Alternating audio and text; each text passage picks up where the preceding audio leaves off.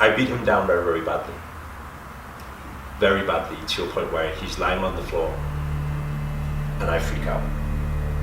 And there's a saying that says, every master was once a disaster, you know? Yeah. Trying to live happiness, right? We all want to be happy. But at the same time, we're too much in our mind, and our mind is not our mind. That monkey mind belongs to somebody else. Close your eyes, don't think about anything. But it's no good to the people. They because they'll be like, how do I do this? Wherever you are, check, how are you feeling right now?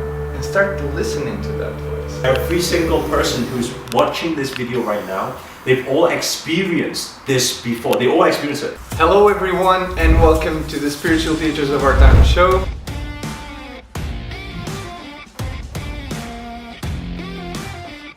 And today we're here in the beautiful city of Madrid. And we have an amazing guest with us. Eric Ho is a renowned international speaker, entrepreneur, philanthropist, educator, and author. Eric, first of all, thank you so much for taking the time to be here with us today. Thank you for having me.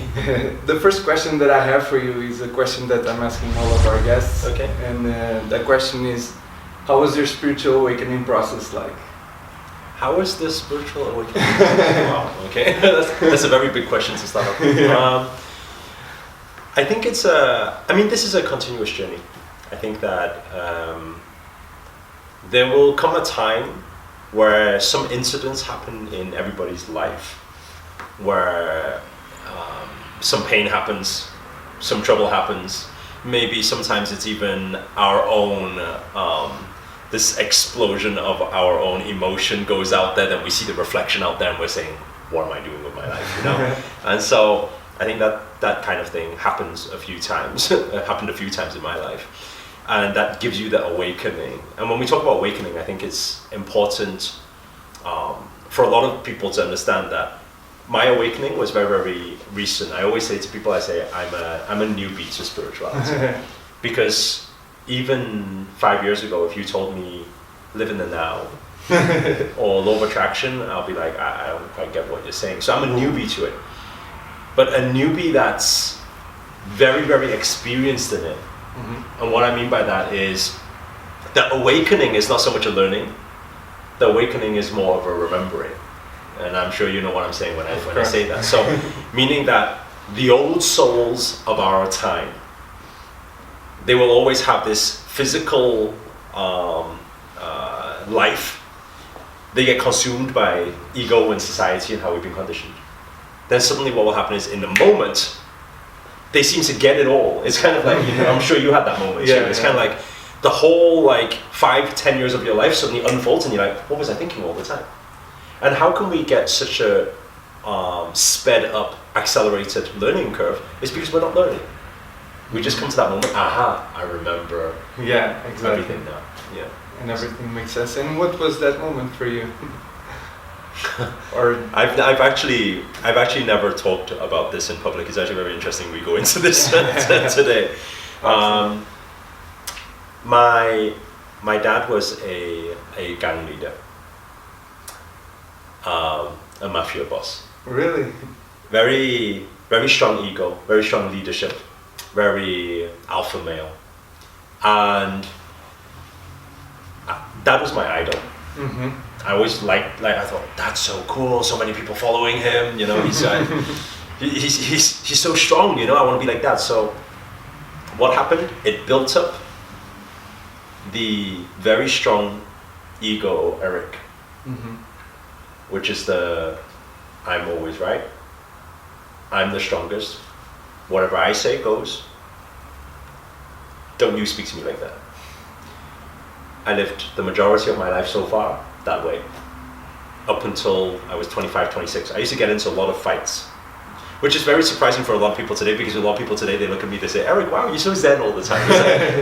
And to be totally honest with you, it's been about 4 years. I've never had the anger, frustration, 4 years, never.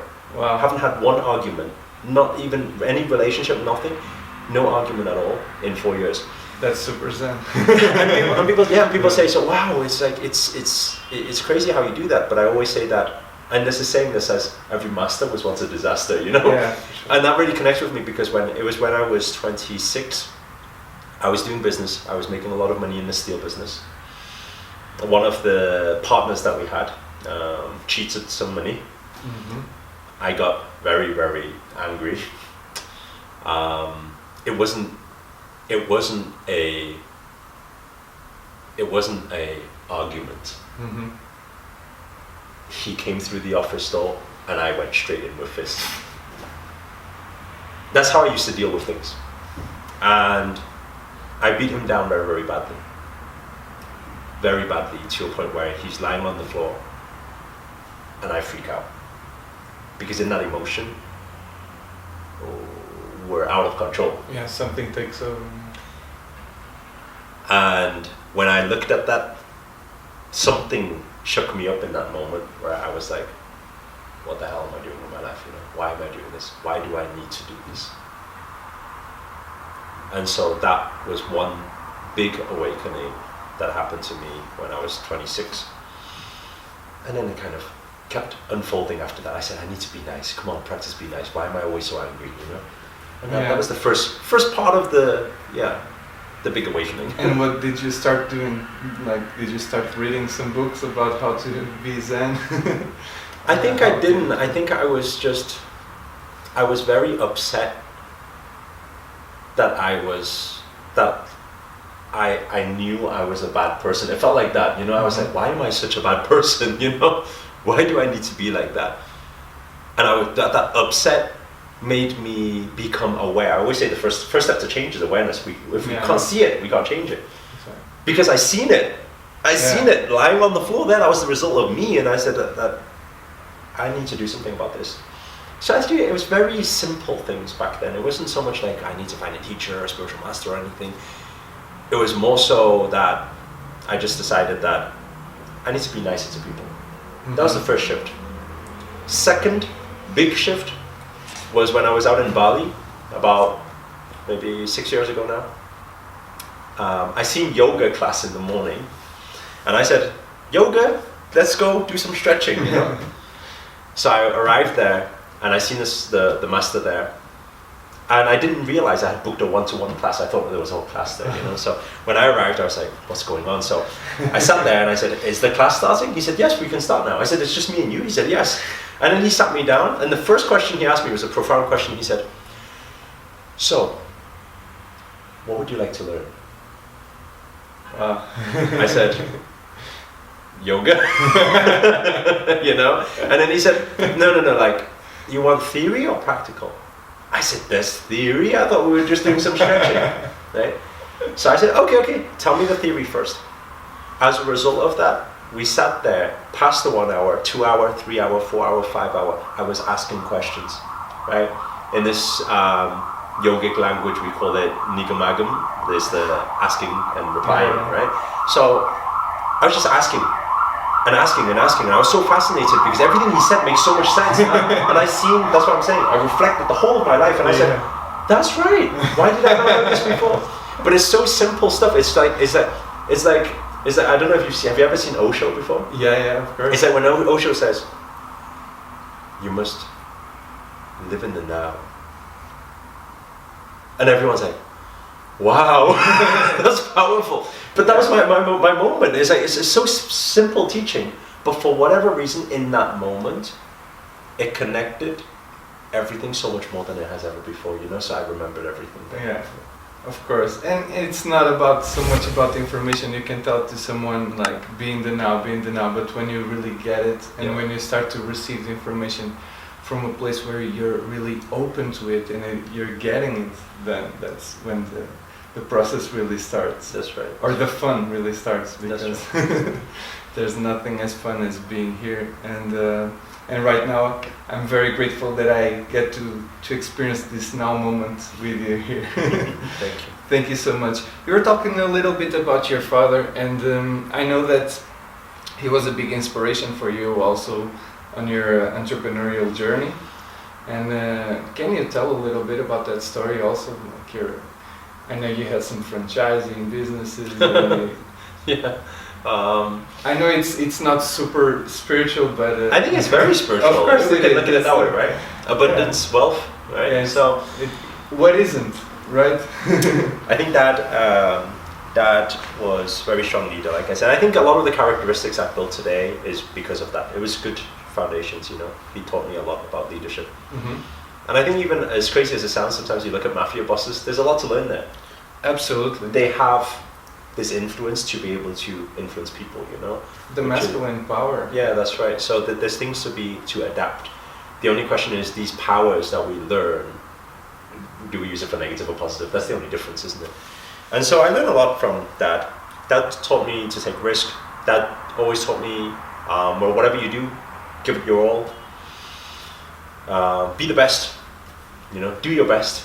Be a great leader. So when I was 21, actually, you know, go back, I was 15, I left home. I was a rebel. I literally disappeared in the middle of the night. Mum was crying, Dad was angry, and, you know, Dad built me up. He built this machine to do that, you know. So I left home. I started working in burger vans, fun fairs, selling burgers at fun fairs. I did that for about 5 years. Working at a lot of festivals. That's why I'm really into your music as well. We went to a lot of festivals, and so, and then went from there to when I was 21. I said I wanted to start my own business. I took a big loan. It was for £460,000. I swiped about 5 credit cards. About 6 business loans, a private loan, loads of loans. You're super confident about yourself. it's quite a risk, isn't it? I think you can say confident, but I think at the same time, I think I was, you can say naive as well. Yeah. I was young. I seen Dad do business like that. Yeah. Take loan, do business, take loan, do business. It was a part of my nature, you know. I think my upbringing taught me that. So I said, okay, I'm going to do that. So what did I do? I opened it up. When I opened it up, there was no business. Yeah. And when there was no business, I was like, oh no, what's going to happen here? We're going to go bankrupt. I'm 21, you know. But it taught me a lot, because then I went out to find more business. I broke out of my comfort zone. I was the shy boy in school. And then I said, I need to make this work. I can't fail. And it was a lot of ego. And it's interesting when we talk about ego, because a lot of people say, get rid of ego. But actually, I think ego has ego's use. Yeah, I think you need to walk hand in hand with ego. Like, there's a driving force. Yeah. There's a driving force. And so when I used that, I said, you know, I don't want Dad to see me as a failure. So I said, I need to prove to him that I'm going to do this, you know. So what did I do? I went out onto the street, started handing out leaflets, pull everyone into the restaurant, come try, you know. And then it became busy. Then I opened second restaurant, third restaurant, fourth restaurant, fifth restaurant. Then I opened a franchise. And this franchise, we've recruited 52 franchisees in 2 years. I was 24, 25. I was making a lot of money. I bought an Aston Martin, I bought a yacht, I bought a house on the water, I bought like £100,000 worth of watches. I don't even know why. I was searching for happiness, you know. Yeah. So I did all of that, and that was kind of my journey. I think the most important thing when it comes to entrepreneurship, people always say, Eric, you know, tell me some secrets about business. How do I make money? And I say, actually, have you started a business yet? They say, no. I say, well, start a business. Yeah. You know, you got to start. But I'm trying to plan it first. You know, I said, you can't plan it. You can't plan the challenges you're gonna come to. Let me tell you something. Just start it. Just do it. You know, sell something. You got to learn to sell something. And I think people fear stepping into it. When in fact, actually, when you step into it, then you need to figure it out, you know, that's life. And so, the same philosophy I take into every area of life, you know, and I say, the only way to get good at business is you need to be in business. You can't be out of business and get good at business. People also look at my YouTube channel today, they say the same thing. They say, Eric, wow, you built, I think today we're on like 400,000 subscribers. I built that in one year and 3 months. People say, wow. 1 year and 3 months, you got 400,000 subscribers? Eric, how did you do that? Tell me the secrets. I say, I can tell you the secrets, right? But it comes the time when you make all your videos, are you going to keep posting it? Are you going to stay consistent? When you get 20 views and 30 views and 50 views every single day, are you going to keep going? Yeah. Right? Because let me tell you something, I did that for 5-6 months. I got, 50 views. Most of it was myself viewing it and my mum and my family viewing it, you know? But I keep going because I know, hey, persistence, consistency, that's what it takes for success. So I keep doing it. 5 months, I do daily videos. Imagine that. Imagine doing, 200 plus videos with 50 views, and your subscriber going up 1 a day, 2 a day, -1 a day. 5 months later, it's still the same, right? Yeah. What would you do? Most people, they give up. Yeah. But what do? You keep tweaking, find out what people want, you keep giving them what they want. And then what happens? Boom, there comes the exponential growth. People always look at the growth. They say, wow, Eric, you struck the $15 million deal when you were like 25. That's really impressive, yeah? They say, how did you do that? Maybe don't ask me that. Maybe ask me how many things that I failed. Yeah. How many times I said, hey, can I try this? And it didn't work, right? Because I know everything in my life so far has been exactly the same. Business, the same. Speaking journey, the same. I built a fashion business up into Paris Fashion Show, same thing. Did the YouTube channel, same thing. I have 200 failed videos. Then I have one, have a little bit of a trend.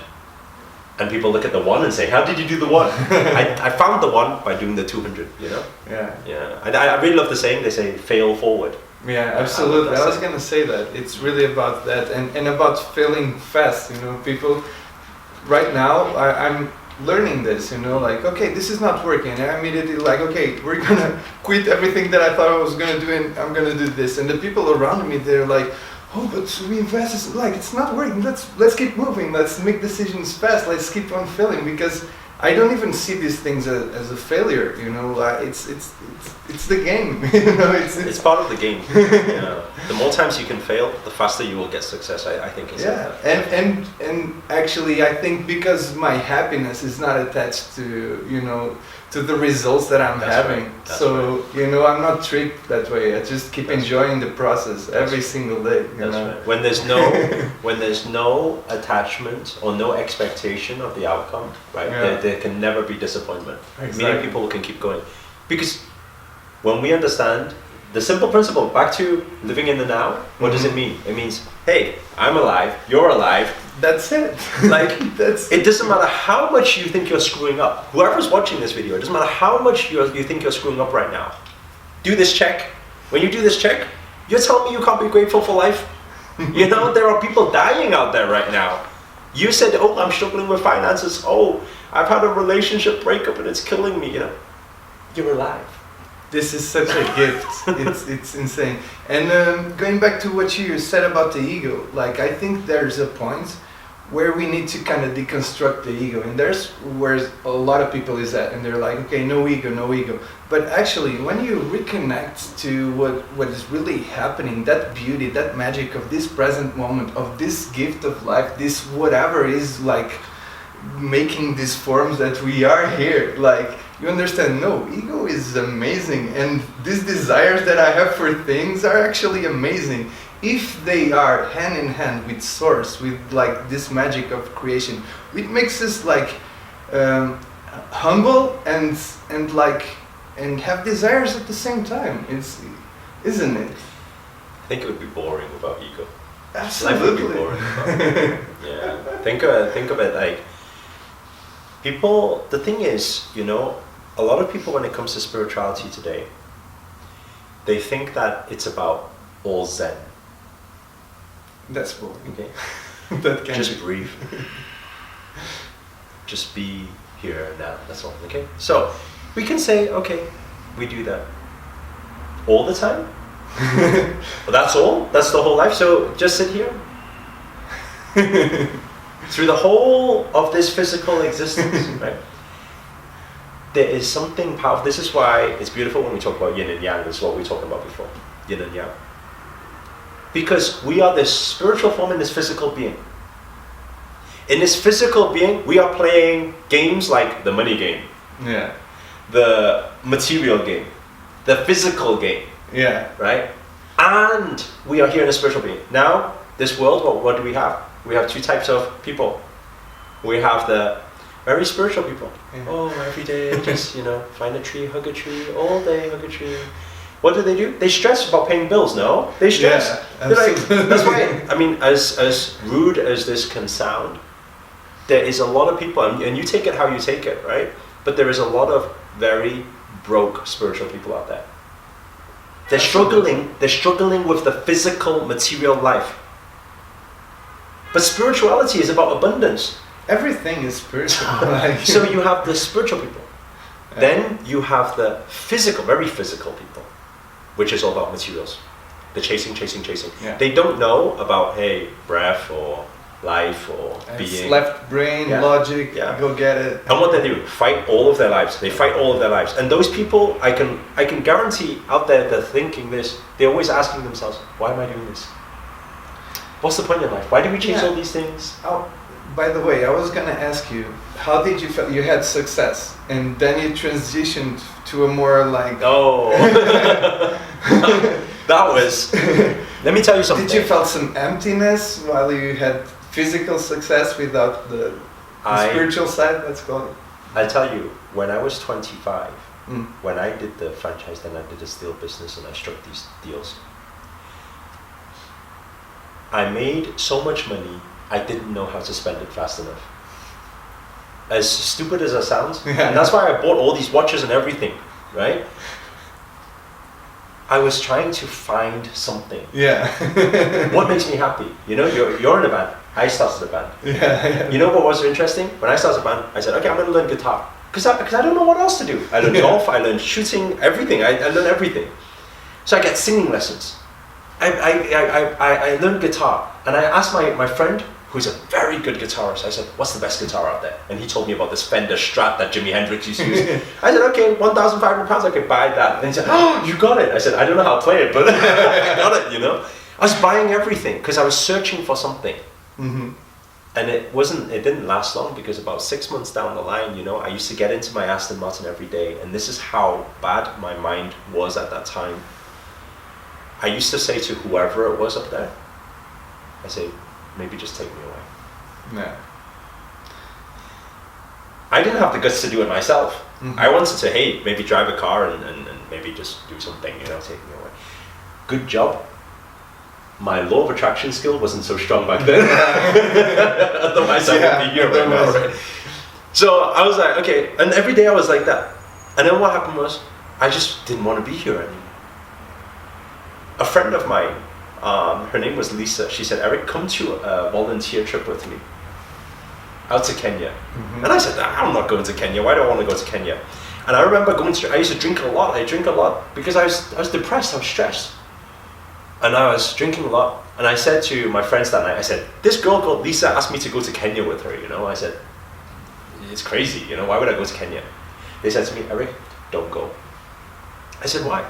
They said, it's really dangerous out there. Very dangerous.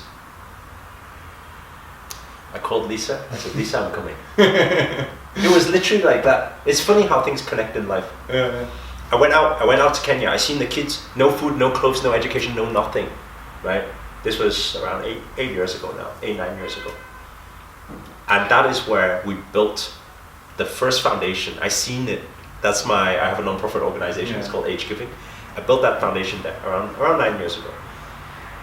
I bought a piece of land. I built the orphanage. I built the school. I said, this is life. I said, what was I doing all this time? I said, I love this. Like, giving is living. I said, this is it. I said, I don't need materials anymore. I started building this foundation, this orphanage, this charity. And every year I go back there. I see the kids. I mean, even these years, every year I still go back there. And we have a few hundred kids. And it was funny when I first built it, because I thought I figured out life. I went from materials, the physical, to no, it's nothing to do with that. I went back, first thing I did, I sold my Aston Martin. I said, I don't need this anymore. Don't need it. So what did I do? I bought the cheapest car. When I bought the cheapest car, I used to break down and everything, you know? Mm-hmm. And there's so much inconvenience. Yeah. And I was stopping myself from buying materials. I said, no, not about materials. No. It's all about just spiritual, just being spiritual, you know? And I found that I was getting out of my way to be spiritual. You get what I'm saying? Yeah. It's almost like, oh yeah, you know, you don't need shoes, barefoot, you know? Yeah. That's how Buddha does it. Yeah. You know? It's like, you get out of your way. I got out of my way to be spiritual, and it was a more stressful living. You meditate in nature, you know, it's a very, very deep question I asked my master a few years back.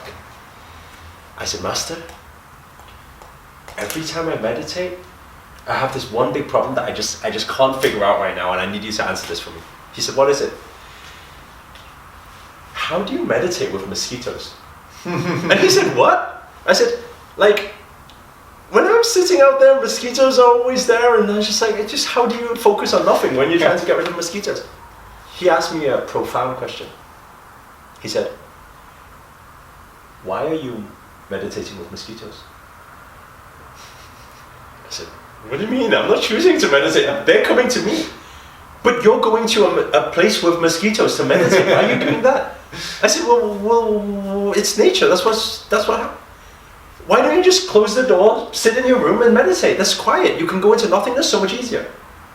I said, wow. I never thought of that before. He said, if meditation is about nothingness, you're trying to be calm.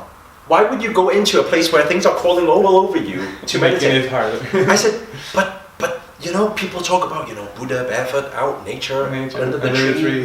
Yeah. And I say, and then what he said to me, he said, of course he's under the tree. He said, back then they didn't have air conditioning. It's sun, it's hot. He hides under the tree, that's shade. He said, now you have air conditioning, go inside, don't go outside. And I'm like, that is amazing. And I started to figure out this balance. That's what I'm saying. I went from physical, logical, to totally 180 spiritual. I'm a spiritual. No, I don't need materials. To saying, actually, you know what? I think I figured out something else. Yin yang again. What if we are, which we are, this spiritual being in this physical form? Whether you like it or not, we are playing this material world. How do we play that? And how do we play this kindness, this love, this spiritual at the same time? So that is the core message today, you know? Yeah. Absolutely. And it's good that you touched on meditation, because I see you doing a lot. I saw that you do a lot of guided meditations, but that you also say that meditation is about nothingness. So can you talk a little bit about that? There's a lot of forms of guided meditation today. Affirmations meditation, chakra meditation, healing meditation, visualization, you know, so many different things. It's kind of, people have invented so many different modalities, and the reason why people have done that is to try and make people more aware and make it easier for people to understand. What is meditation? If you can, nothingness. Close your eyes and nothingness. Think about nothing. If you can calm your mind to that point, boom, you are in connection.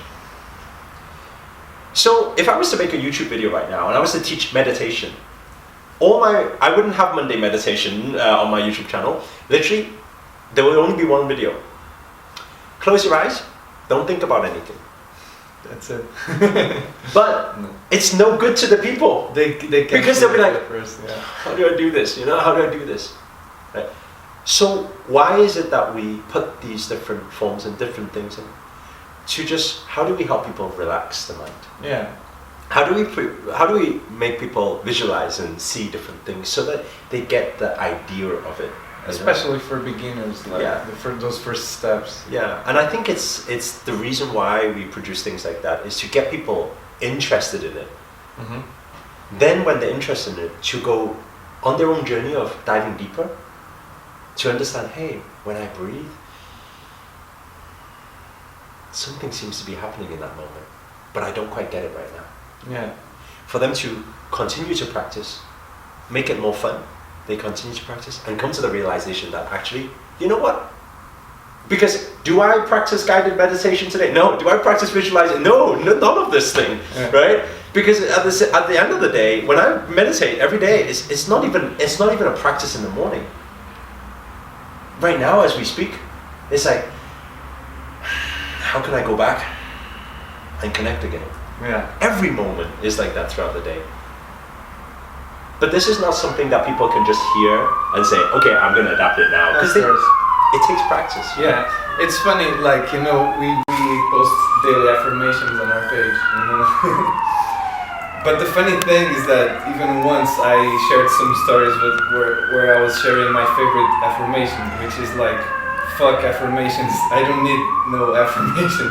And this is my truth, you know, because I have this connection, this overflow, I'm walking my path. I don't need it anymore. But at some point, yeah, it helped me to reprogram the subconscious mind, my limiting beliefs and stuff like that.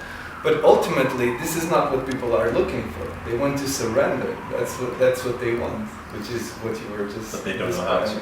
They don't know how to. That's why, we give them some tools, some things. But eventually, the goal is to get to a bit of a scariest place, isn't it?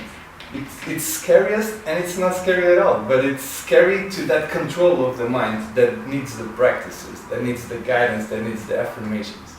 What we're trying to describe and to get people into is a bit not so explainable. And so, since I touched a little bit like on affirmation and the subconscious, you're a big YouTube teacher of law of attraction and subconscious programming. Do you want to touch a little bit on that topic of the law of attraction, the limiting beliefs, and those kinds of things? I think people make the law of attraction sound very, very mystical and magical. Yeah. When actually, it's a very basic science. Very, very basic science. Science says energy is everything, everything is energy. So what is thought? Thought is energy. Science says energy travels by waves, what we call vibrations. But it's very interesting because when spiritual people talk about vibrational frequencies, the logical-minded people are like, oh my god, these woo-woo people. Yeah. No, science. Vibrational frequency is science. So what is thought? Thought is energy. Right? How does thought work? In vibrations. Right? So what does science show in vibrations? Science shows in vibrations that vibrations will naturally attract different vibrations that are alike. Yeah. It's as simple as that. So what does that mean? I mean, the basic thing of every movement, every action, people say, law of attraction, I don't believe in that stuff, right? What do you not believe in? I say, I smile to you, you smile back. Wow, that's attraction. I just smiled. And you smiled back. It works. That's law of attraction. It's instant, So what is there not to believe when you say, hey, I put something out and something comes back, And so this stuff is very simple idea of that. The only complication that we have when people say the law of attraction doesn't work, and I find that astounding because it's the law of attraction. It's not, do you choose to attract or not? No. It's the law. It's like the law of gravity. You can't wake up today and say, man, the gravity isn't working for me today, right? It works. It's there. So when we look at that, when we say law of attraction, what does it mean? It's very simple. The biggest problem we have today is our brains, and this is science as well, right? Our brains processes 11 million pieces of information every second. The second is passing by. Yeah. We don't know about it because we are gauging everything right now, right? And if we are to think about it on a conscious level, we can understand, we could probably make out 40 pieces of information. Oh, temperature. Oh, there's a sound of a car. Oh, the person's moving. Oh, you can probably work out 40 out of the 11 million. If our subconscious is producing so many thoughts every second, so many vibrations every second, how many manifestations are we creating every single day? Our entire reality, right, is the result of thought. There is no existence. Nothing exists. This thing does not exist. This thing does not exist. This chair does not exist. No thing you can see in this physical world didn't come from thought. Right? The window we see is because somebody thought to put the window there, or thought to design the window. So if there is no reality that exists without thought, what does that mean? We want to create a reality that we enjoy. What does it require? It requires thought. The only difference is this now. How do we silence the 11 million pieces? That's why we do meditation. That's why we do breathing. That's why we say be present now. If we silence all the thought, right? The moment we can silence thought and we can just channel all our energy onto one thought, that is that manifestation right in front of us, sped up. It's so fast. Yeah. But people have this challenge, their subconscious. That's why a lot of the time when I teach law of attraction, I say the most important thing is how do we reprogram the subconscious mind so that the subconscious mind is geared for attracting what you want. It's more about like removing all those limiting beliefs and those things that are blocking that flow, that free flow from thoughts to manifestation, isn't it? It's exactly like that. Yeah. And I think that pretty much concludes consciousness. Mm-hmm. People say, how do you see more? How do you become more conscious? Right? I tell you something very recent, and this is something I haven't said in public to anybody yet.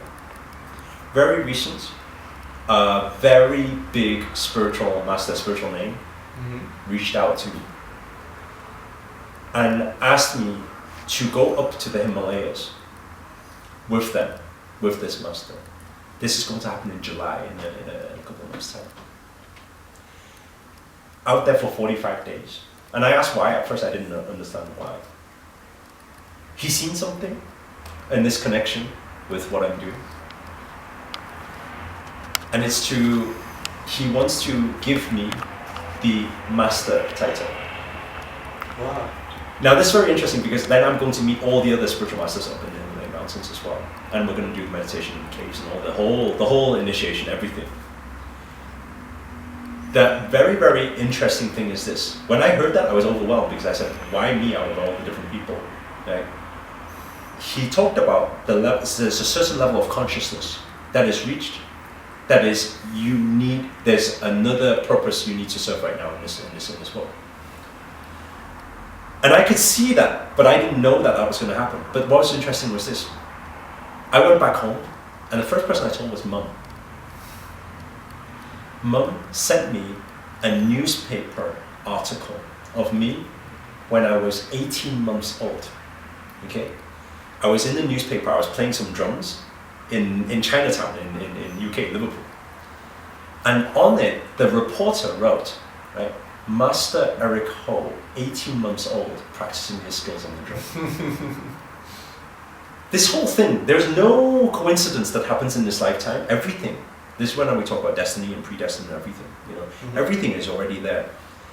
And so when I look at consciousness today and people say, Eric, how is it? Because now, whenever I want, I flick that switch. That's why you talk about the spiritual rift and things like that. Flick the switch, I can connect. I flick the switch, not only I can connect, the level of consciousness is being able to look at you and I can see your past and I can see your future. I can see exactly what the struggles are right now and I can see exactly what is needed because I can see the path. Now, people look at that and they say, that's a lot of rubbish. What are you talking about? That's crazy. No, it's not crazy because every single person who's watching this video right now, they've all experienced this before. They all experienced it. And what is that? How many times have you in your lifetime so far, you see somebody, you've never seen them before in this physical reality. You think, I don't know what it is, I feel this, I just want to say hi. Mm-hmm. They don't even have to be like particularly good looking or anything, you just feel this connection, I feel like I know this person, I don't know why. Then you break out of that fear, you go and you say hi and you start speaking to them. Then a million things connect. And you're like, whoa, this is really weird. I thought this about you and this is how you are. What is that? Right? Now we say, oh, that's coincidence. Right? Coincidence, the word coincidence comes from the word coincide. Mm-hmm. A mathematical term saying two things are supposed to come together, right? So when we look at that, we say, what's coincidence? But the problem is this though. We've all experienced the magic of that. But we've also experienced the counter of that. What is that? Overthinking. We look at somebody for the first time, I think they're going to be that type of person. We speak to them, they're not. We got it wrong. What happened? Very, very simple. Simple thing happened. One of them, you trusted some feeling. One of them, you used your mind. Yeah. Your mind is not your mind. because your mind is somebody else's mind. We've been conditioned. It's like artificial intelligence. The only way we have opinions and thoughts of people is because somebody's taught us something. It's conditioning. Our mind is not our mind. This thing beyond mind is a feeling. It's beyond logical. We've all done it before. We all make illogical decisions where it's like, it doesn't make any sense right now, but I just feel like I really want to do it. Then you do it, and you're so glad you did it. That is your soul calling, right? Yeah. That is the energy. That's the energy flow, right? So when we talk about consciousness, right, and I say, how can I see everybody and be able to see straight away, and I can see that, is because I know how to silence the mind. Silencing the mind is like this. We have a sea, and we have the ocean with turbulence, that's all. Everybody right now is in the ocean with turbulence. Imagine loads of turbulence inside the sea, you're underwater. What do you see? You see mist, you see all clouded up. This is what people see. They lost. Where shall I go? Shall I go that way in life? Is that my purpose? Is my purpose? They can't see because there's too much turbulence, too many thoughts, too much going on. Absolutely. So how do we see more? How do we raise our consciousness? How do we have this consciousness where, wow, I can see, I can heal, you know? Very simple. Silence the turbulence. When you get rid of all the noise, all the distractions, imagine you're in the sea, suddenly it all disappears. You look around, oh, there's fishes there. Oh, there's a boat over there. Oh, there's something over there. Now what do you see? You see everything. You even see the shortcut to get to the place you really wanted to get to. And you know what? Most people don't have choices. You can't have choice if you can't see. You can only have a choice based on what you know. So now I can see, hey, there's something good over there. Hey, there's something good over there. Hey, I like that as well. Now I have a choice to say, where do I want to go? Yeah, absolutely. That's consciousness. And it's good that you touched on the feeling. I talk a lot about that, the feeling voice, you know, because all of us, we have this need inside of us. We need to feel good. It's not like a choice, you know, all of us have it. We cannot postpone it. We cannot leave it for tomorrow. It's always there every single moment of life. And that, for me, is the ultimate guidance, as you were saying. It's like connect to feeling. How are you feeling? So it's something that I say to people in the beginning is like, wherever you are, check, how are you feeling right now? And start listening to that voice. Let that voice express itself. And the funny thing is that what happened to me is that I started to be more and more guided for this feeling voice. And at some point, that voice became so loud that it just took over completely, and it brings me to the moment, brings me to the fulfillment that I was always searching for, and it was always there just by connecting to it. And when I connect to feeling, as you were saying, not only do I receive this information, I receive this yes, like this connection that is always a need, and when you connect to it, it's given. And this voice gets louder and louder, and when you cry and when you laugh from it, it's no longer about the story. It's just, it is feeling, and feeling is the ultimate like understanding that I get now in life. This is what changed every little thing for me. So yeah, so it's amazing that you touched on that, because this is like the main message that I want to pass to people. Hear the calling inside of you. You need to feel good. It's not a choice. And when you connect to feeling, you start receiving what's happening here. But people find that difficult. They find it difficult, right? Yeah, because they're stuck in the programming yeah. of the idea that they have. Another thing that you said that is funny, I'm just gonna tell a small story. A few years ago, I wrote a song that is called The Secret Punk Rock Law of Attraction. And it was like, I wasn't meeting someone or anything. You know, songs come to me, you know, like I feel some energy, I try to translate it into a song. Like I keep on listening, oh, okay, it's a G, it's this word, it keeps on coming. So I wrote it. It's funny, like I described like some girl that I would like to meet and hang out, and maybe she would look like this, maybe we would do this or that. But in the end, I'm really like doing the law of attraction, non-detachment thing. I'm like, is it true when they say there's a soulmate for everyone? I don't really give a fuck. I love life, you know. I'm like, I was open like that. But the funny thing is that a few years after I wrote that song, I met a girl at some party, you know, it wasn't a club, but it was some party. And I had this click, like, should I speak with her? Should I say something? So I just went and I just said, like, random things. Maybe it's just gibberish. It was something like, oh, your shirt, like, you like emo, dude. It was rubbish, like, nothing that makes sense. But I got used to not get stuck by the mind blocking me. So if I feel it, I go, and I don't even know what's gonna come, you know? So I just said, whatever, blah, blah, blah. And that was it. We spoke for like a minute or something.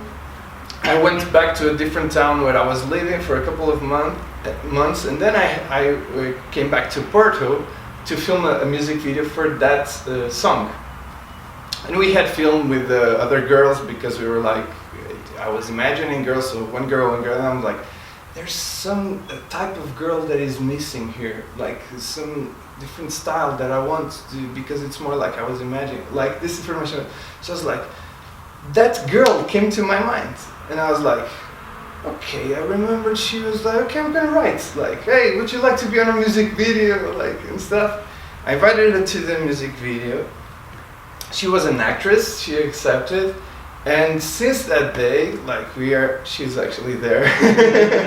And like, it's been a few years, we're together, and there was so much that happened. And it's funny because it's all this process and all the things that you were talking about also, of like not being afraid to follow that feeling. And when I did it, actually, I look like a crazy person sometimes, because it's just like, let's do it, let's enjoy life, what do we lose, you know? I feel it, but it's amazing sometimes if we zoom out and we actually see the magic that is happening. It's crazy. Very powerful. Yeah. It's really crazy. So yeah, I just wanted to share that story with you. So what else can we talk about? Maybe you were talking a little bit about channeling information. I know that you do those spiritual riffs. They are just amazing, the way you just really immediately connect and bring so much amazing information. It's incredible. And you're actually helping people to connect to that higher power also, where they can channel that information. Can you talk a little bit about how that works?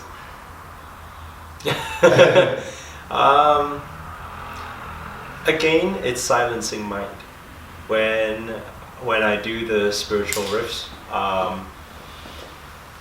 because it's a constant flow of energy, it's a constant flow of thoughts, and thoughts, by the way, in energy, when it's on flow, it doesn't belong to us.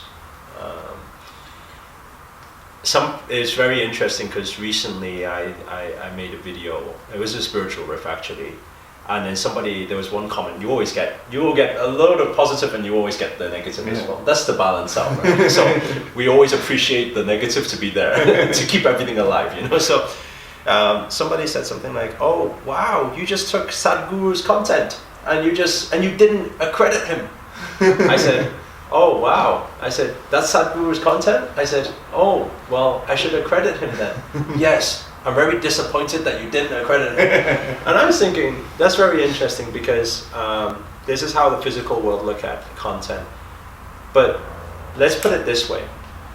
Every viewer that is watching this video right now, they've all had a moment before where they thought of an idea.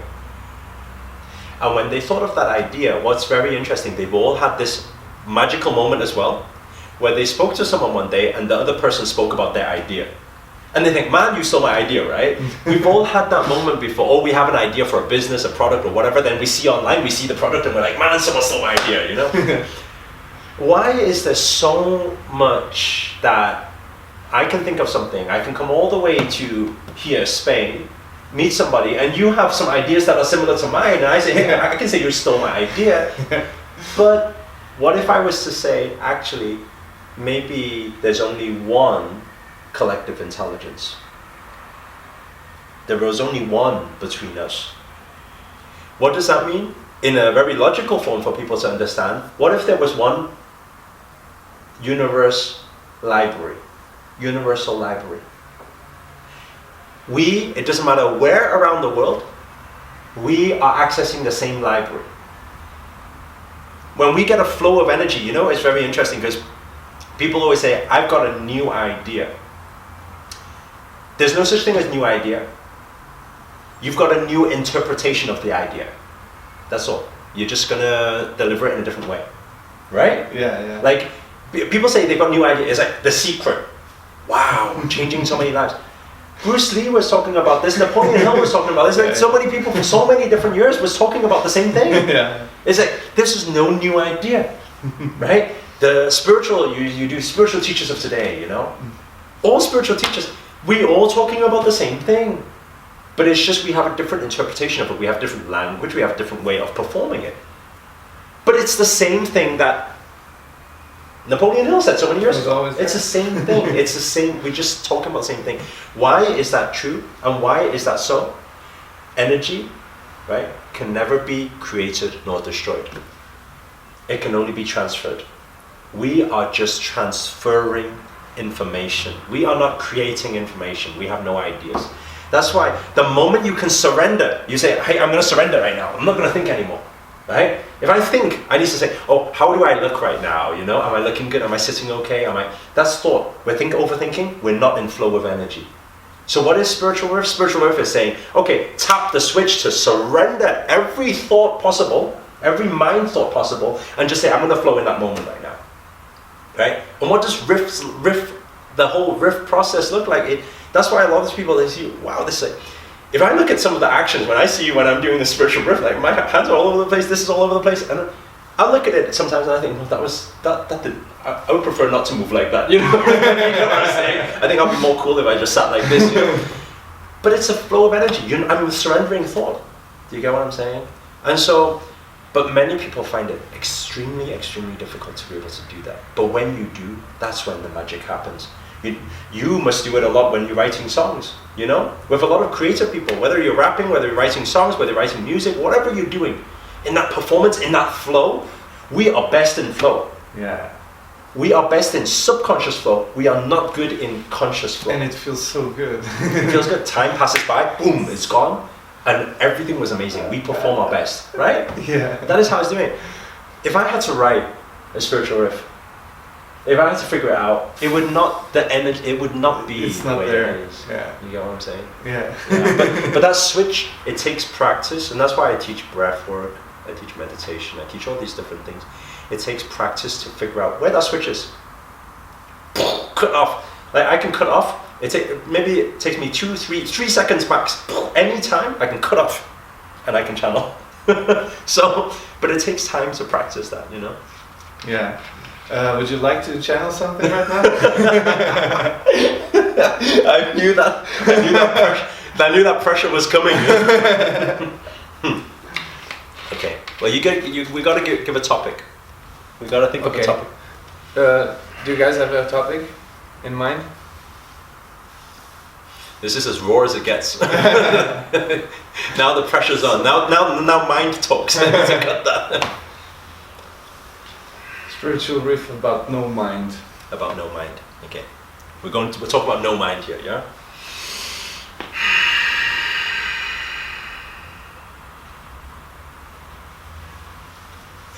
We're living in a very messed up world right now where a lot of people are trying to live happiness, right? We all want to be happy. But at the same time, we're too much in our mind, and our mind is not our mind. That monkey mind belongs to somebody else because it is our conditioning from society that has created that mind. And when we are without thought, that's when the magic happens. Just like this meeting we are here right now with Jofi, you know, is amazing.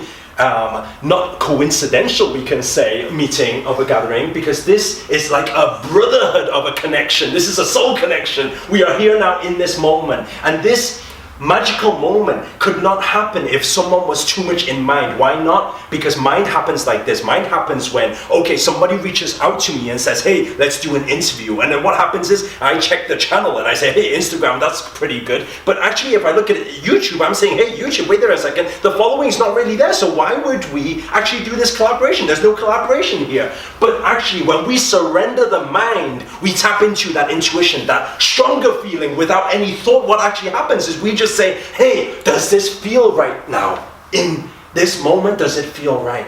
And that feeling was right, and I said, hey, you know what? This is just another divine being. And it doesn't matter about any following or any subscribers or any collaboration, because at the end of the day, this is one spiritual being teaching to another spiritual being in this connection. And when we are in this connection, I say yes to energy. And the question is, are you able to say yes to energy? Because when you say yes to energy and you flow with that divine, here we are in this magical moment right now. In this magical, what we can call a vortex, right?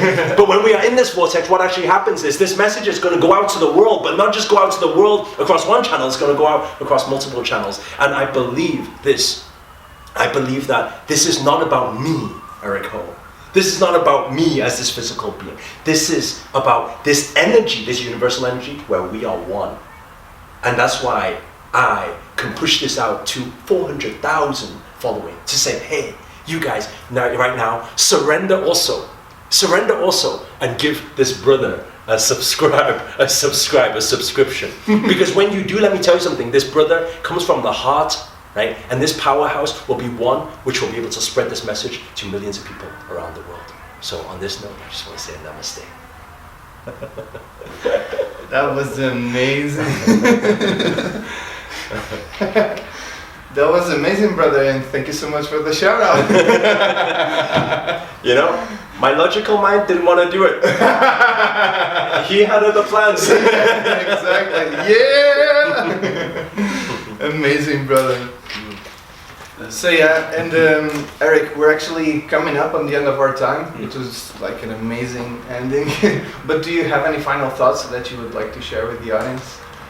I think, how can we say it? Breathe. Practice being in the moment. We are very fortunate to experience life in this physical form. Make the most out of every moment, you know, that's all. Don't think about all the negative things, you know. We all have negative things. Otherwise existence wouldn't be there. Think about in these moments, hey, I'm alive. How can I make somebody else smile?